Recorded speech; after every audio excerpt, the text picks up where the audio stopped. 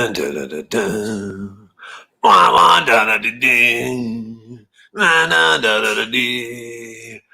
right, good morning, and welcome to the donut shop at the beginning of the world. I am your quasi-virtual baker, Dr. Mark Merriweather Vorderbruggen, coming to you live from my living room because it's absolutely pouring outside, and broadcasting from the front porch yesterday. I don't think the connection was strong enough. So we're going to try this. All right. The one problem is my coffee is way down on the floor. Hey, good morning, Kathleen.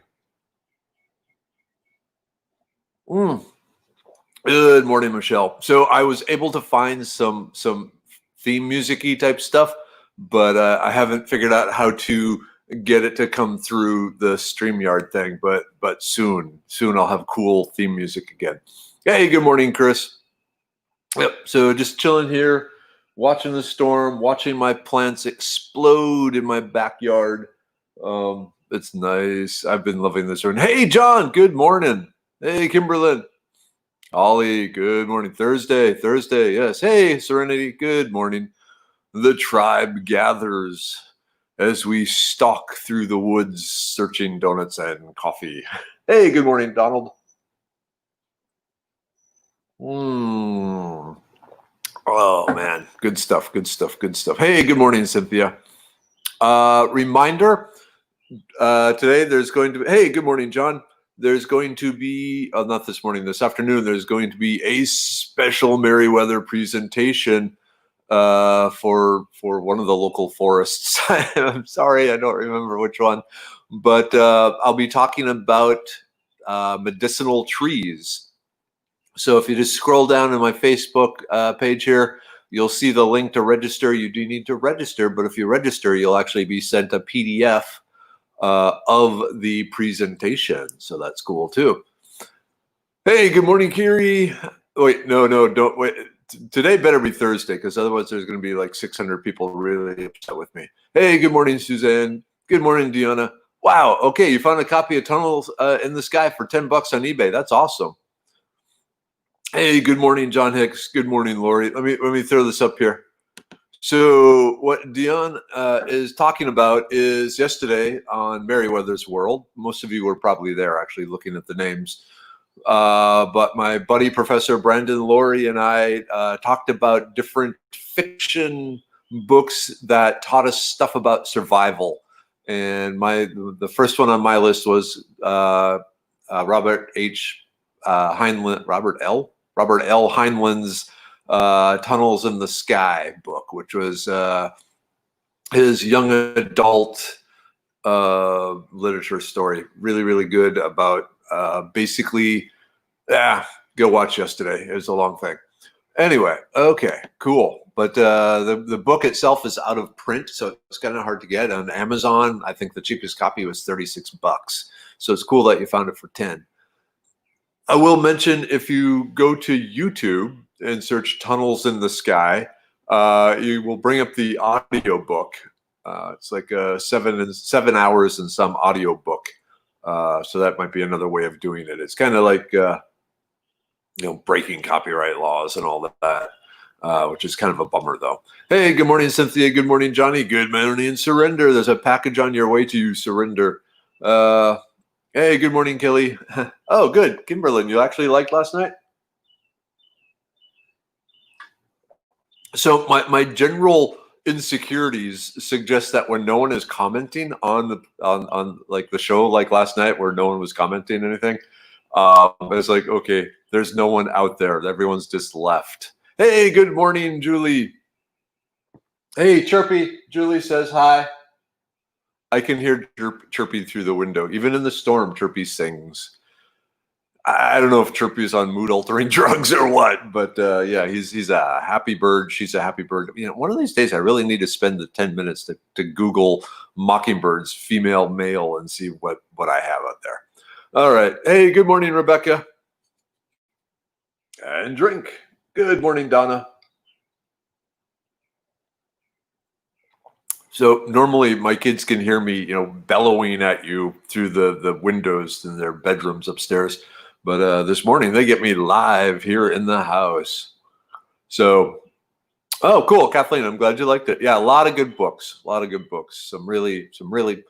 Okay, Damnation Alley is that would be probably my of all the books we listed, that would be the bottom. The main reason for including it was because the movie had such an impact on me, and so when I finally got around to the book was very different in some ways.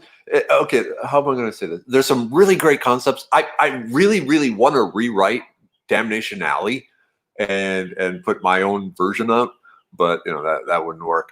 How would I say this? There's such a stereotypical post-apocalyptic novel, maybe. I think so. The author, Roger Zelazny, awesome author. His fantasy stuff, The Chronicles of Amber, are just amazingly good. I think Damnation Alley, someone paid him money, just, hey, quick, knock out a book. That being said, there is still some good ideas in there. And it's just a fun read. It's an easy, quick, like I said, 4 hours in your hammock in the afternoon, it's done. But I also recommend watching the movie. Watch the movie first, then read the book, and then go from there.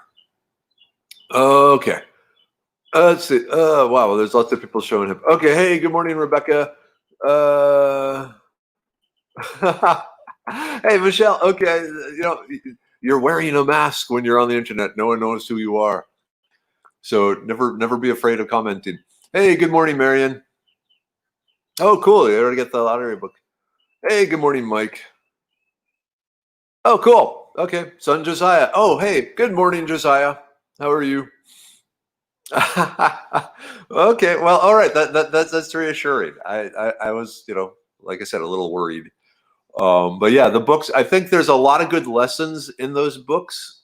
So, and especially like Brandon was saying, if you think about things and come up with some plans, that helps, if the situation ever arises, you kind of have an idea of what might be a good idea or what might not be a good idea. And so that takes a kind of a level of stress and so forth off. There's a saying I can't remember the exact saying now, but something along the lines, in moments of crisis, you rise to your training, not your ability, which means basically in a moment of crisis, what you practice is what you're going to do. You might know this level, but if you're practicing at this level, this is the level that you're going to respond at. So yeah, there you go. Kimberlin has anxiety having a plan. I can imagine that. Hey, good morning, Lori in Arkansas. You guys getting the storm? Actually, looking at the map, I think you're going to get the storms later today. Hey, Laura, rainy Richmond. Yep, it's rainy all over. So yeah, okay, cool. People liked it. I would definitely start with Tunnel in the Sky. And oh, you know what? Actually, I would start with Build a Fire. Build a Fire. Not as appropriate for Texas, but it's a good way of expanding your knowledge of the world. Okay. Hey, good morning, Johnny. Actually, you can start with any of them. And even the like the TV version of The Stand they did, oh man, back in the 90s with like Molly Ringwald and so forth. That's worth watching. It's not, like everything else, it's not as good as the book. They had to, cut a whole lot out. I want to say, I think they're reshooting The Stand. I don't know. Oh, and on Lucifer's Hammer, the one where the comet hits the Earth, I was flipping through that, and okay, like I said, that was done back in the 60s, 70s, I think it was. There were some racial stereotypes in there, unfortunately, that probably wouldn't fly today. So just something to keep in mind. Yeah, this rain is awesome. I don't know if I'm going to lose everything if you can't really see out the window, but it's an absolute jungle. Which it always is a jungle, but it's even more jungly than it had been. The rain, things are really starting to get kind of dehydrated out there. So this rain has been awesome, and my rain barrels are full again and everything. Hey, good morning, Joe. Good morning, Kimberly. Yep, K-I-M spells moon. I love that guy in The Stand. Don, you've read Lucifer's Hammer. Yep, it's a really good book. I mean, it really helps you think. And I was going with books that set my mindset way back from a kid. I will say there are some really good, for lack of a better term, modern apocalypse novels. 1 Second After. 1 Second After is really, really, really good. It talks about an EMP, electromagnetic pulse attack on the U.S. That wipes out, the power grid and everyone trying to survive. And yeah, that's really good. And again, it was written by a sciencey guy, so it's trying to be truthful. Yeah, The Stand. There are really good parts of The Stand, and there are parts where it just kind of drags on. It is not, it's about the same length as The Lord of the Rings, and it is kind of an epic adventure. But The Lord of the Rings, in my book, no pun intended, is up here, and The Stand is here. As far as overall writing quality and so forth, the concepts and the interactions and stuff are great. But if I could only had time to read one set of one book, it would be The Lord of the Rings over The Stand. But from a learning, I think Stephen King did some good research before writing the book on how to survive a post-apocalyptic world. Hey, good morning, Cleo.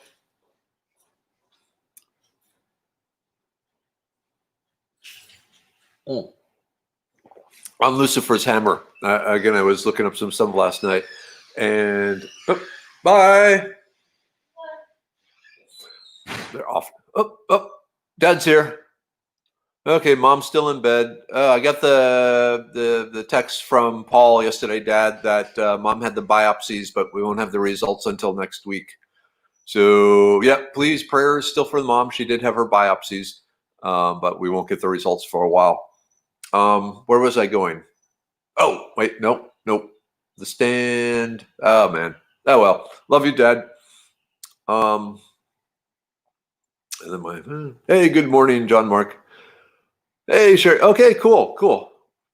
Okay, Donald, you have 1 second after and 1 year after, and then there's the final second or something like that. If you only read 1 second after, my opinion is stop there.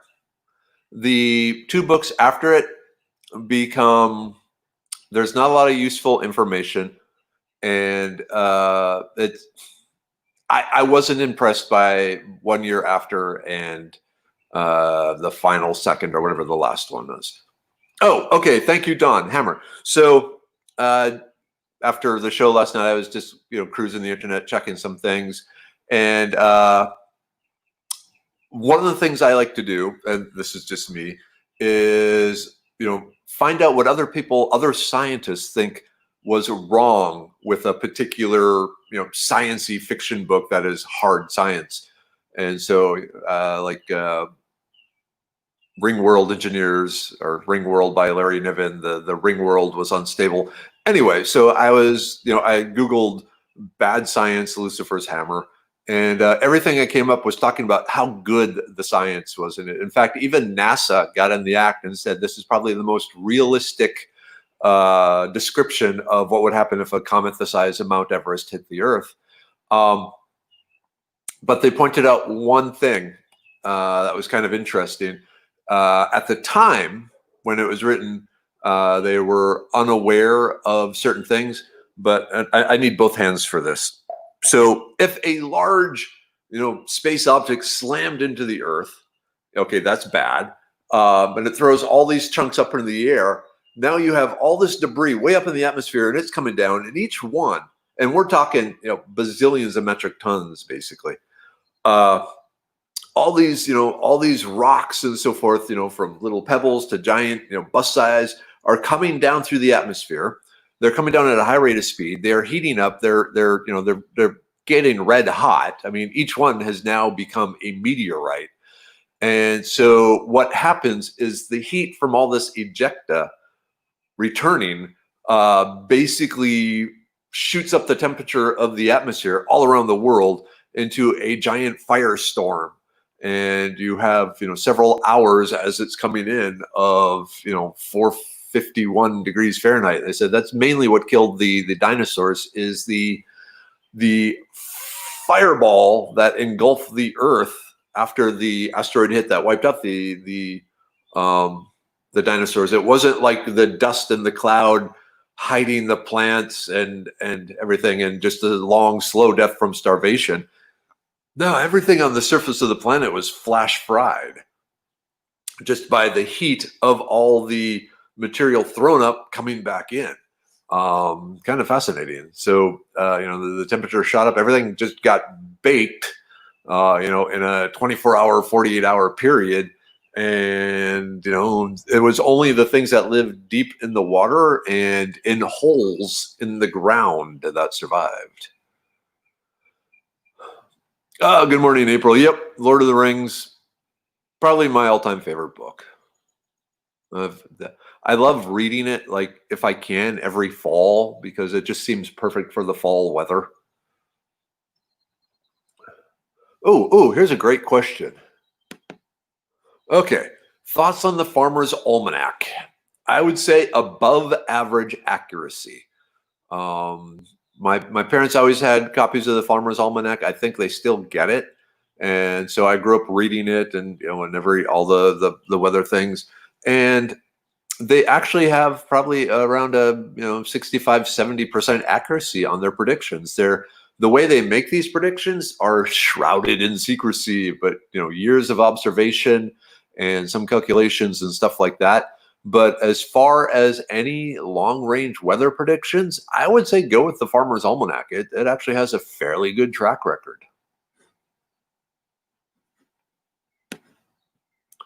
All right. Oh, yeah. Where is it? Here we go. Yeah, the Yellowstone supervolcano. That's loving disasters as I do. I was looking into that, and the ash cloud from that would reach Houston, which is kind of terrifying. Oh, let me hold on a second.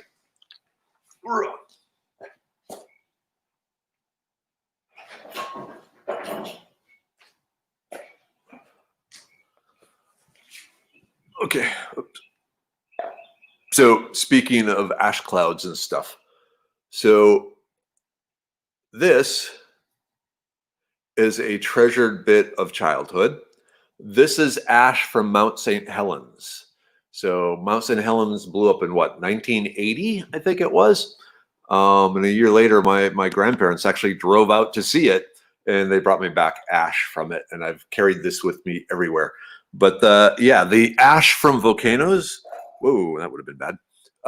The ash from volcanoes, along with the dust in the lungs and everything like that, it's a very acidic, very, very corrosive, and just generally bad. And with the supervolcano, we're talking a Krakatoa type thing, bazillion again tons of ejecta. If you look up the Yellowstone supervolcano, the eruption from it would affect everything, well, in a circle with Yellowstone at the center, all the way, pretty much to Houston, and then a big circle around that just be covered with, several feet of ash. That one's kind of scary. That and the New Madrid Fault, which is a fault that runs through Missouri, and it's kind of the source of one of the biggest earthquakes that ever hit North America. The last time it went was in the 1800s, 1700s, 1800s. And the earthquake was so big that the bells in Boston rang, the church bells, the churches shook. That's really a scary one. There's a book called The Rift, which is about the New Madrid Fault earthquake. It's okay. I expected more. Okay, here's a great one. The Walking Dead, thoughts. Okay. Never have I seen a group of people I want to slap so hard. I got to tell you, The Walking Dead, my fear with The Walking Dead is that the people in the group there, the cop, I can't even remember his name. I only watched the first episode. I was really excited about it, and Manyweather has all the comic books and everything, and I flipped through them. But The people are idiots. The people are so idiots. Bad security, bad resource management, bad decisions, bad taking care of each other. Just bad. It's a guide on what not to do, more than anything else. That's basically my view on The Walking Dead. Like I said, I watched the very first episode where the cop guy gets in the city and gets trapped in the tank. And by then it's like, you know what? I've seen bits and clips, and different discussion boards I'm on have talked about it. And it's like, good Lord, people, you're idiots. So, yeah. Ba-bum. Oh, R.A. Salvatore. Yeah. The D&D world, gray. Yeah. Anyway. Yeah. I've read a few of those. Oh, there's someone that's mentioned. Yeah, Bilbo's birthday is in September. And sad to see that Ian Holm passed away recently. He was awesome. I'm old enough to remember when they turned the Lord of the Rings into a radio drama. Kind of like back before there were audiobooks. Well, I guess there were pretty much always audiobooks on tape recorders. But yeah, the BBC, maybe it was the BBC, did a audiobook version of the Lord of the Rings, and I mean it was weeks and weeks and weeks of half-hour episodes. But Ian Holm, if I remember correctly, was the Frodo in that. So he went from being Frodo to being Bilbo.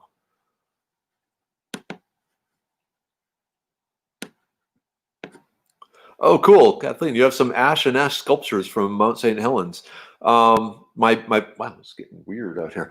My parents, my older brother lives up in Alaska, up in Fairbanks, and my parents, when they were healthy, would go up and visit him all the time.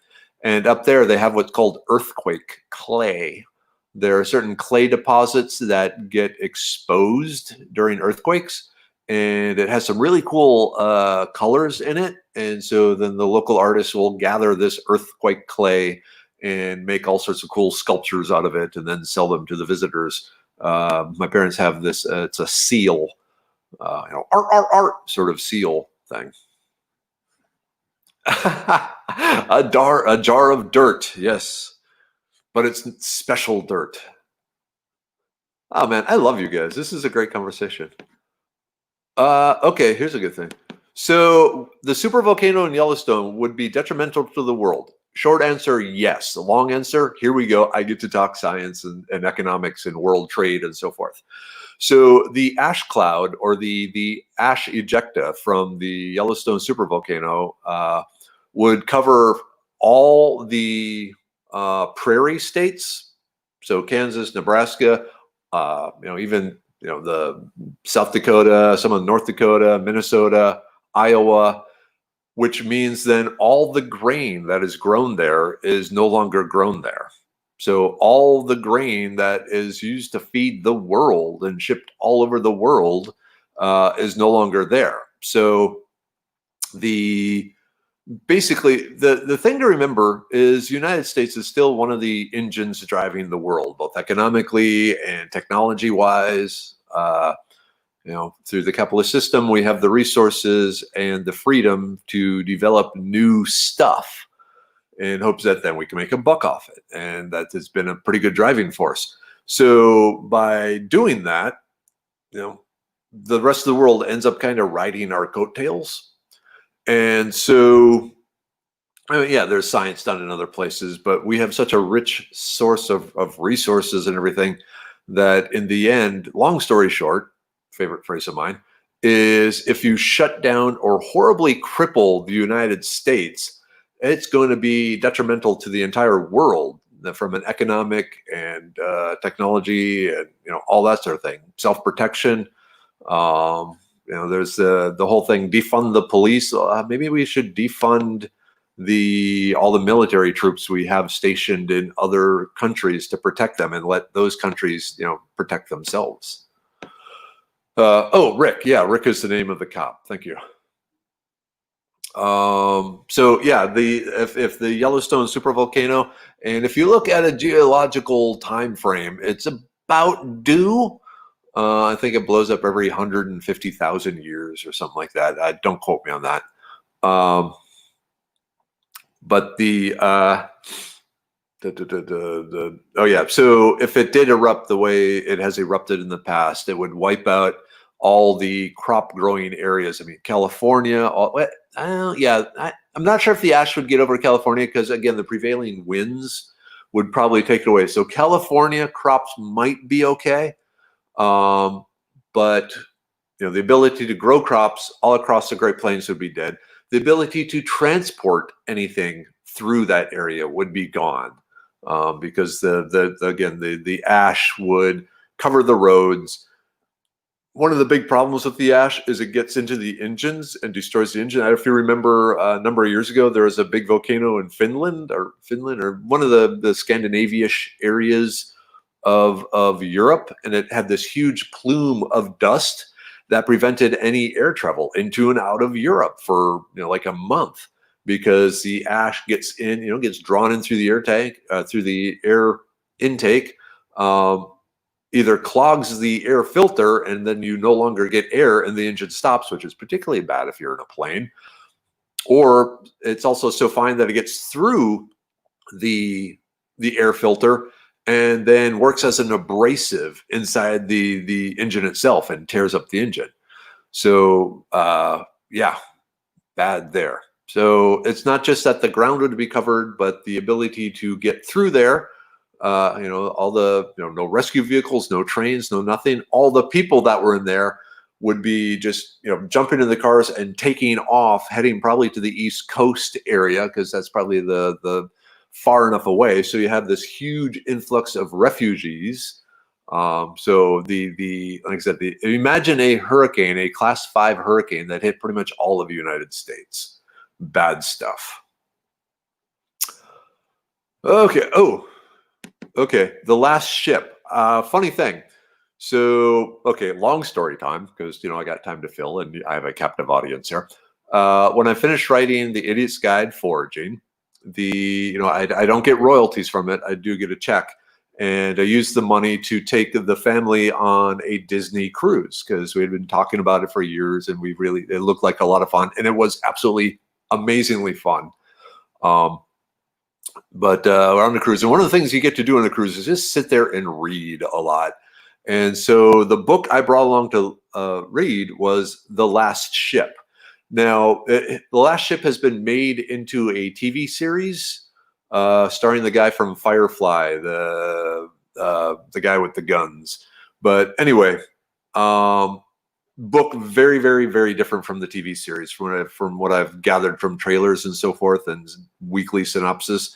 The book is meh at best. Again, I was kind of disappointed. It had a lot of high praise from people, but the book, The Last Ship, this is a case where, again, it follows the adventures of a Navy ship after a huge nuclear war takes out everything, and it's cruising around the ocean trying to find a safe place to land. They actually encounter a Russian submarine, and because everything's destroyed, they become friends and they work together and so forth. But overall, the book was kind of meh.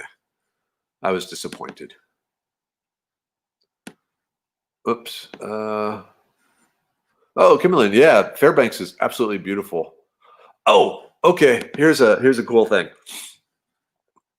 Okay, so eating clay is actually very much a common thing around the world. There are a lot of minerals in clay. There are a lot of good things. There's some detoxifying effects of clay.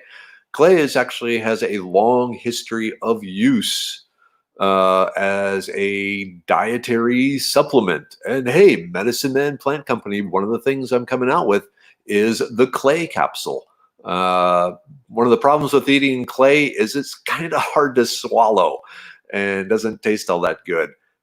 So as a detoxifying agent, the clay pill is one of the things that the Medicine Man Plant Company is coming out with.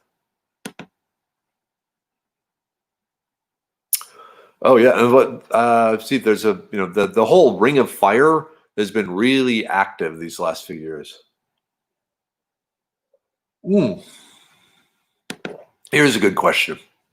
Okay, would the ash, once after all the effects of it, would the ash eventually be beneficial to the prairie? Depends on the time frame you're talking about.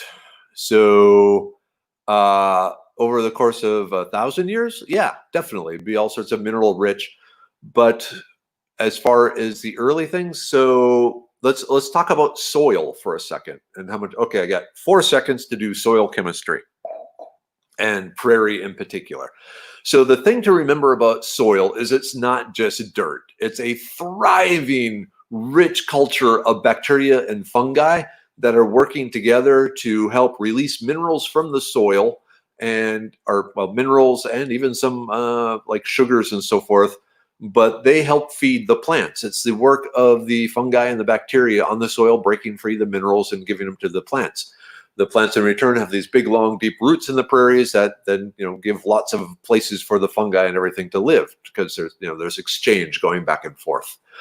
Okay, so now let's cover everything with 3 feet of ash. Basically cover everything with 3 feet of sand. The plants die. The surface, the nutrients that normally, because bacteria, they still need air. They are anaerobic bacteria. There's anaerobic ones that don't use oxygen, but most of the soil bacteria is aerobic, so it needs oxygen. So if you got this layer of sand over there, you've suppressed the oxygen getting to there. So the plants die, the bacteria die, the fungi die, the soil becomes sterilized. So that in itself is bad. It will take a long, long, long time to recolonize that soil with bacteria, because you got 1,000-mile ring where the bacteria will be coming from way out on the outer edges and creeping back in. So just the overall life ability of the soil will be destroyed by this layer of ash. Then, because you've lost this life and lost the every time it rains, one of the purposes for the deep roots, imagine deep roots here, is every time it rains, minerals get leached down into the soil. These deep roots grab them and bring them back up. So think rain leaches the minerals down, the roots bring them back up. Well, if the roots aren't bringing the minerals back up, every time it rains, those minerals just get forced deeper and deeper and deeper and deeper into the soil until they go past the point where the roots can get it. So that is bad too. So the soil really becomes very sterile, very inhospitable. There are still plants that can grow in that sort of thing. They're nurse plants, and like a dandelion may actually survive there, because a dandelion root, it will go down 15 feet and bring the minerals that have leached up from there. But most plants can't. So it would take a long time for the ecosystem to recover from that. So good question, Dawn. I like that. Y'all are thinking. I love you. You guys are so smart. This is great. Oh, okay. So the volcano wouldn't cause a winter. Another great question. Actually, it would, because not only do you have the ash that's settling, you have the fine stuff in the air. So it was believed that a number of the ice ages were triggered by extreme volcanic activity that really did just block out the sun. So block out the sun in conjunction at the same time as the sun was in a Mulder minimum, where it did not have any sunspots, and the overall energy output of the sun was significantly lower than when it's all raging bright and so forth. The thing is, right now we are in one of those minimums where there hasn't been a sunspot now for I don't know how many years.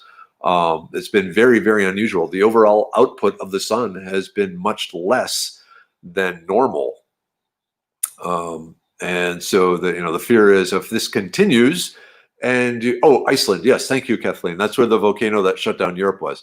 But if right now, if a super volcano went, so between the dust cloud blocking out the sun and the overall less power coming from the sun right now, it would be extremely detrimental. Let's see. What else do we get? Okay. Oh, damn. It's 8 o'clock. Okay. I mean, one last question. But won't other countries step up like USA did during World War II on their home front? Kill Rose. One can hope.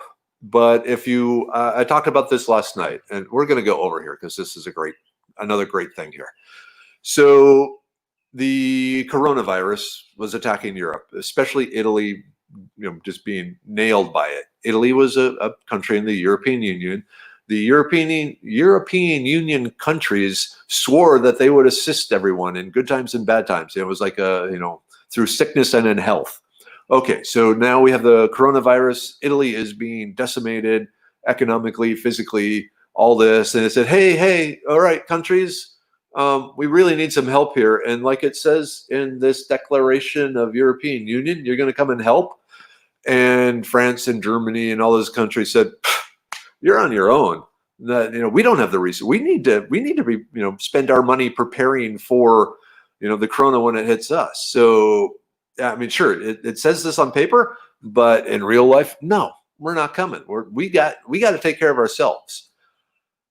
I suspect that would be the same thing if the U.S. if the super volcano went over. I think if anyone was going to come in, it'd be China, and they would come in with guns and troops, or maybe Russia, things like that. It would not be beneficial kindness. It would be occupation.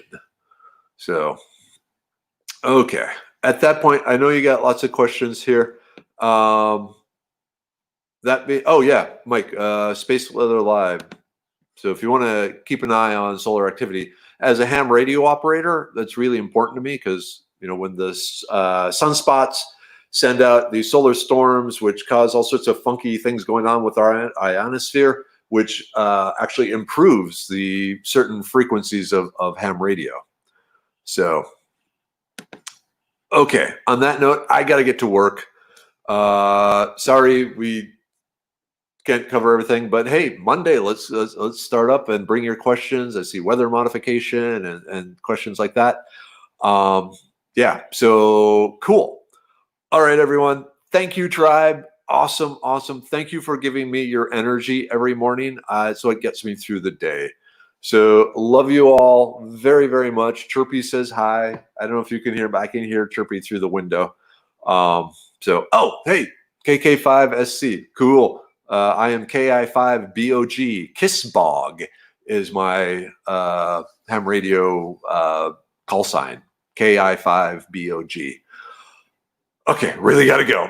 Okay, thanks everyone. Take care. And hopefully the volcano doesn't hit over the weekend.